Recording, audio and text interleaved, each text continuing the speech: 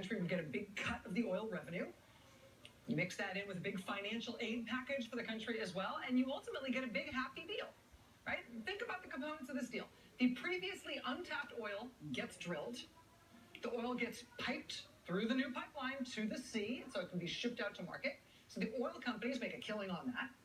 The government gets a whole bunch of international aid as part of this deal.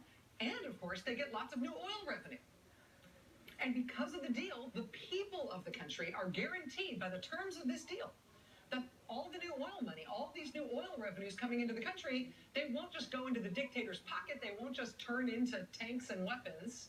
They'll be spent on things like education and hospitals and basic infrastructure to improve people's quality of life. So for the oil companies, for the government, for the people, right? Great deal. The World Bank and the U.S. government brokered it because the U.S. had a stake in this as well. The U.S. has a stake in poor countries of the world, particularly in unstable parts of the world where there's a lot of extremism. It has a stake in those countries developing, in those countries being more stable, in those countries doing more for their own people. And so the World Bank and the U.S. government brokered this deal once that oil was discovered in Chad. And the oil started pumping in 2003. And when you compare the numbers from before they started pumping the oil and after, Chad's GDP quintupled within 10 years.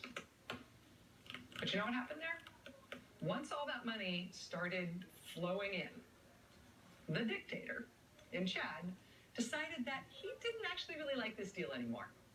Because, yeah, health and education for the people might be nice ideas for America and the World Bank, right, who are pushing this deal. But if you're a dictator in your second decade in charge, and you're planning on many more decades in charge, you may not be nearly as psyched as America is about, prioritizing the education of your people over what is your priority, which in this case was weapons. He wants a bigger military. He wants more firepower. He wants more guns. Yeah, there was this deal that you have to spend the money on education and hospitals and stuff. But if there really is a big faucet of oil money flowing into his country, what the dictator really wanted, what he really wanted for that money, what he really wanted to spend it on was guns. And that was prohibited by the deal. And so he threw the deal out the window. Forget the deal. Forget the World Bank and the United States that brokered the deal. Forget you. The deal's off. Or at least we're going to do a new deal. And on August 26th, 2006, the dictator of Chad told these two oil companies, told Chevron and Petronas, two of the three oil companies that were in on this giant deal, he told them they had to get out of Chad. In fact, he gave them 1 day to get out of Chad. He said they had to be gone within 24 hours. But it's interesting. He only kicked out 2 of the 3 companies that were pumping oil in his country. The other company, they could stay. Really? Yes. And say it with me now. That company was Exxon. Because the new deal that he was making, after throwing out this old deal, the new deal he wanted to make was really just with Exxon. Exxon basically told the dictator in Chad, hey, listen, we're not the World Bank. We're not the United States. Do a deal with us. Right? You get oil money from us pumping out your oil. We're not going to tell you where to spend it, how to spend it. Screw the deal that you had to make with these other people. You just deal with us. We'll get the oil. You can have the cash. Call the deal off. You can, pay off whatever loans you agreed to as part of this deal. We're happy for your business. We're Exxon. We'll take your oil. We will give you money for your oil. And then once you've got that money, you get your guns or whatever it is you want. That'll be the term of the deal. And so that was the new deal. And the United States of America was left standing on the sideline. Because what's the United States of America going to do in this instance? I mean, they were up against the Death Star. And Steve Cole points out in his book, Private Empire, that the total of U.S. aid in Chad, the total of American aid that we spend in that country, foreign aid and military aid even, the total, less than $20 million. While Exxon is paying them more than $500 million a year in oil revenue. So yeah, guess who gets to make the deals in that country? And there are humanitarian concerns there. There's an opportunity there to help one of the 10 poorest nations on Earth in one of the most volatile and dangerous regions on Earth. Screw that. Are you kidding? Move over, bacon. Never sent the meteor. And that whole Exxon move, that all happened in 2006. That happened right after this guy took over as the head of Exxon. This deal in Chad. Screw the U.S. government. Screw what the United States of America is trying to accomplish in that part of Africa, in that critical part of the world. Chad borders Libya and Nigeria and Sudan, right? Screw whatever that little country means to the United States, and screw whatever that other little country, the United States, is trying to do here. Get out of the way. There's money to be made here for Exxon. And now, more than a dozen years into its new life as an oil-producing nation, if you look at the Human Development Index of nations, Chad ranks 4th from the bottom out of 188 countries. Remember I said their GDP quintupled? Didn't do much for the people. 4th from the bottom. There's 188 countries ranked. They're 185th. Chad is also officially considered to be a failed state. Chad remains one of the 10 poorest nations on Earth, remains one of the most corrupt nations on Earth. In fact, the single poorest inhabited region on Earth is a part of Chad, a region in Chad that's called Salamat. See down in the lower east, southeast corner there? Salamat, the poorest region on the face of the globe that is inhabited by humans. And Salamat is just a hop, skip, and a jump from Exxon's largest oil field in Chad. But Exxon is doing great in Chad. Their latest corporate report says that just in that one field in Chad that's next to the poorest region on the face of the earth, they're producing 29 million barrels of oil.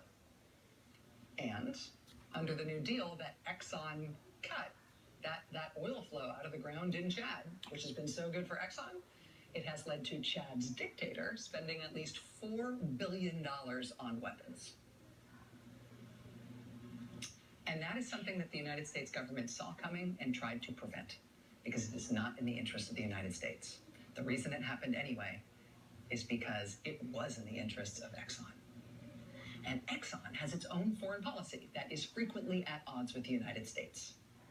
And that foreign policy is the only foreign policy with which our new nominee for Secretary of State has any experience whatsoever. Today, the transition made it official that the president-elect has chosen Exxon CEO Rex Tillerson as his nominee to be the next Secretary of State of America. There was this hilarious period today when there was all this breathless reporting that former Secretary of State Condoleezza Rice and former Defense Secretary Bob Gates were both vocally on board with this controversial nomination. Wow, maybe it's not that controversial after all. Maybe it's not that weird that the CEO of Exxon would get a job like this. After all, Condi Rice and Bob Gates say they are on board. There was this hilarious period today between the start of that reporting and the moment when everybody finally Googled it and noticed, oh yeah, Condoleezza Rice and Bob Gates are both consultants for Exxon now. They're both on the Exxon payroll. In fact, Politico reported not long ago that the whole reason the Exxon CEO even got a first look from the Trump transition, even got his first introduction to President-elect Donald Trump, is because Condoleezza Rice and Bob Gates made that introduction. They work for Exxon. Do you think Exxon's getting its money worth for their consulting contract with Condi Rice and Bob Gates? They just got them a Secretary of State. So that's our new nominee for Secretary of State. In the wake of the formal announcement, there was obviously a lot of attention today to Rex Tillerson's exceedingly close relationship with Russian President Vladimir Putin. There was also starting to be some attention to the fact that while American soldiers were fighting and dying in Iraq to try to stand up an Iraqi government that could hold that country together after we deposed Saddam, while American soldiers were fighting and dying in Iraq to stand up an Iraqi government that can hold that country together, Exxon defied an explicit request from the U.S. government to please only work with the government in Baghdad. Exxon responded to that request from the U.S. government by saying, screw that. In fact, who cares what American soldiers are dying for? We're going to do our own deal, our own oil deal with just the Kurdish government in the northern part of Iraq, because that may be terrible for America, but that's easier for us. In the wake of the president-elect nominating this man who has never worked anywhere else in his life other than Exxon, there are a lot of interesting questions now as to whether he'll be confirmed. There are concerns about how much his life's work has had him working alongside and helping America's adversaries. But I think there's another point here that deserves a look, which is that what his history really is foreign. Foreign to the United States. I mean, the case the incoming administration is trying to make for Rex Tillerson as Secretary of State is that he's somehow perfectly suited to being America's top diplomat because he has been operating in other countries for a long time, as if he and Exxon have been some sort of private sector adjunct to the work of the Foreign Service and the State Department and the U.S. government. So clearly it'll be easy for him to step into running the State Department. But what he has actually been, in country after country, in story after story, in war after war, in deal after deal, what he's actually been really is an adversary of the United States. Exxon has its own foreign policy. That doesn't mean it's a good place to get training in how to do America's foreign policy. They compete with America. I mean, in lots of places, Exxon is anti-American. Exxon under Rex Tillerson has frequently and repeatedly and reliably actively worked to oppose the interests of the United States of America in countries large and small, even in countries where we are actively at war, even in countries most Americans couldn't find on a map.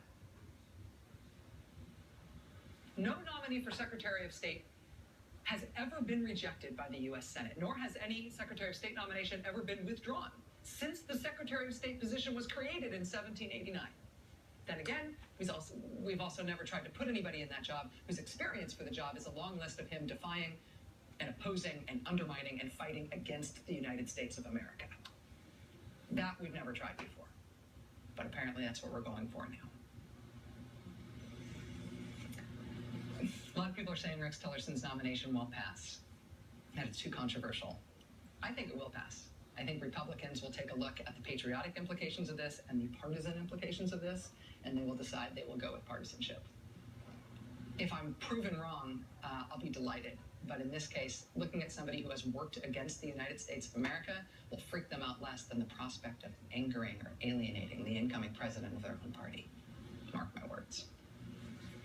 Lots to come tonight, including